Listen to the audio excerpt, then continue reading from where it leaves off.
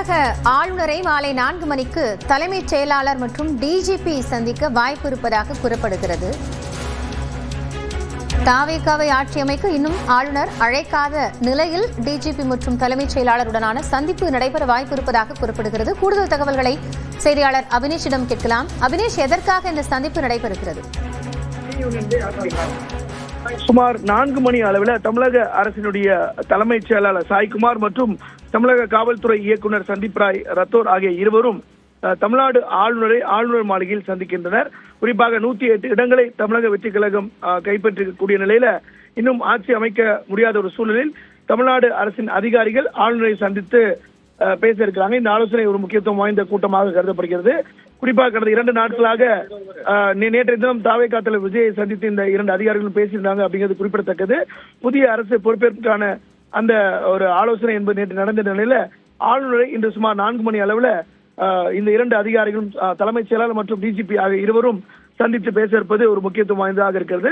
ஆளுநர் மாளிகை இன்று பிற்பகல் 118 இடங்கள் வரக்கூடிய பட்சத்தில் ஆட்சி அமைக்க அழைப்பு விடுப்போம் என்கிற அந்த ஒரு ஆளுநர் மாளிகை செய்திக்குறிப்பு தெரிவித்திருக்கக்கூடிய நிலையில இந்த சந்திப்பு ஒரு முக்கியமான சந்திப்பாக பார்க்கப்படுகிறது. காயத்ரி,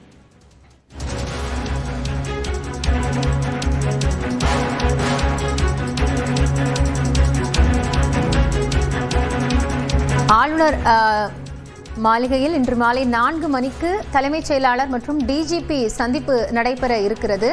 அபினேஷ், இப்போ இந்த சந்திப்பை தொடர்ந்து அதிகாரப்பூர்வமாக இல்ல அரசு தரப்பிலிருந்து அதிகாரிகள் தரப்பிலிருந்து ஏதேனும் தகவல்கள் தெரிவிக்கப்படுமா? இப்ப ஆளுநரை சந்திப்பது அப்படிங்கிறது வழக்கமா ஒரு அரசுக்கு முன்பாக இருக்கக்கூடிய நடைமுறைதானா, மரபில் இருக்கக்கூடிய ஒன்றா, எப்படி பார்க்கணும்?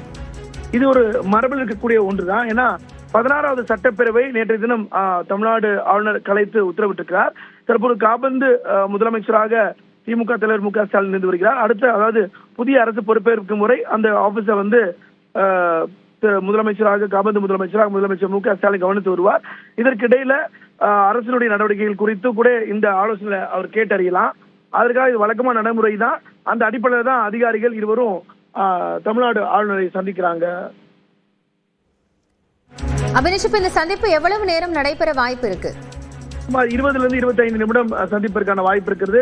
அரசினுடைய நடவடிக்கை நடைபெற்று வருவதும் புதிய அரசு ஒருவேளை பொறுப்பேற்க வேண்டும் என்றால் அதுக்கான நடவடிக்கை என்ன, இதெல்லாம் அவங்க 2 அதிகாரிக்கும் கவர்னர் பிரீஃப் பண்ணுவாங்க. கவர்னரும் அதுல முக்கியமான அவங்களுக்கு விளக்கங்களை கேட்டு பெறுவாங்க. அதனால ஒரு 20 அரை மணி நேரம் 30 நிமிடங்கள் வரை இந்த சந்திப்பு நடைபெறுவதற்கான சூழல் இருக்கிறது, வாய்ப்பு இருக்கிறது. காயத்ரி, நன்றி அபினேஷ். கூடுதல்